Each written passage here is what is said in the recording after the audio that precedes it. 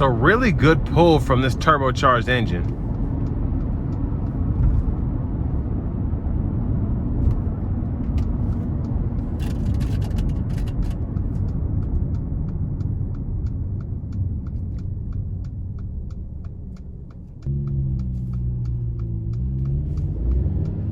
So I have the car in sport mode now.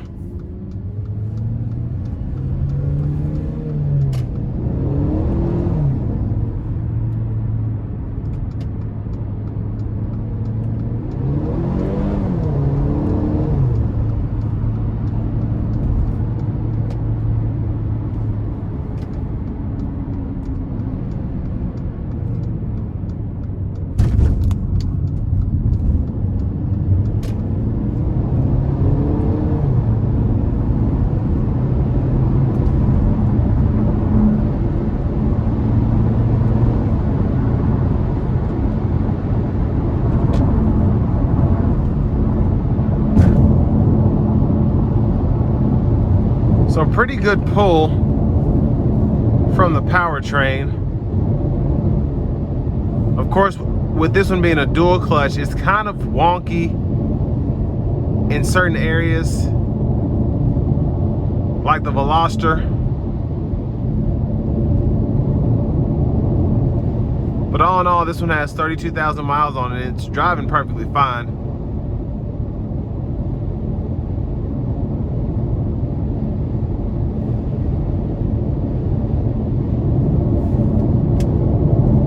We'll go ahead and put it in eco mode and see how that changes things up.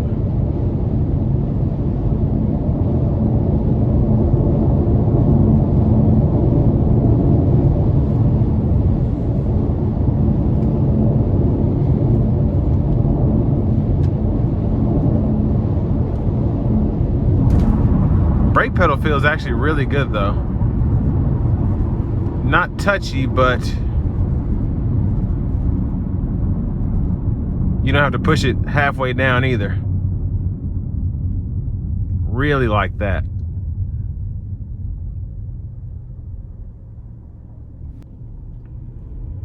I will say, because the seat is so adjustable, I can have it even for a taller person like me. I couldn't necessarily fit somebody behind me, but I have enough headroom up here, and then also the leg room is decent. And I probably could adjust the seat a little bit more to make it better, but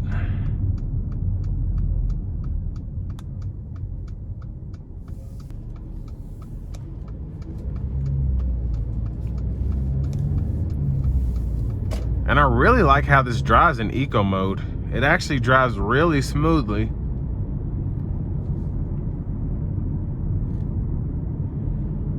And actually, how I put my foot down makes sense. Usually in your eco mode, if you want to accelerate, you have to mash it, but this is a really good feeling pedal here.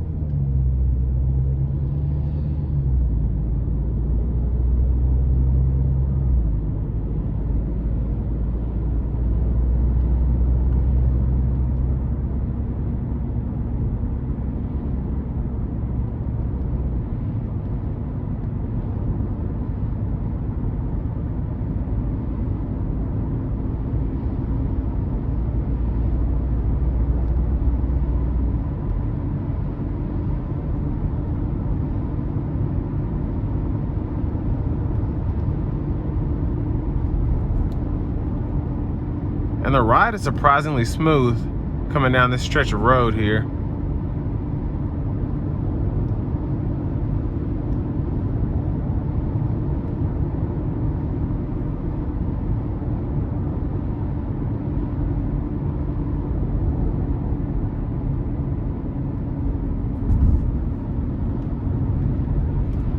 And I will say, the more I drive it, the more I start to like how this car was set up. The driving dynamics are pretty simple.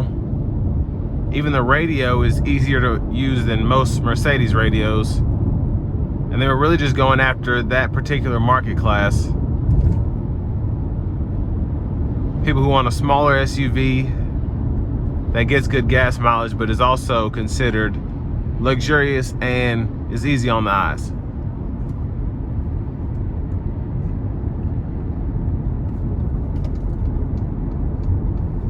And this will bring me to the end of my review of the 2017 Mercedes-Benz GLA 250.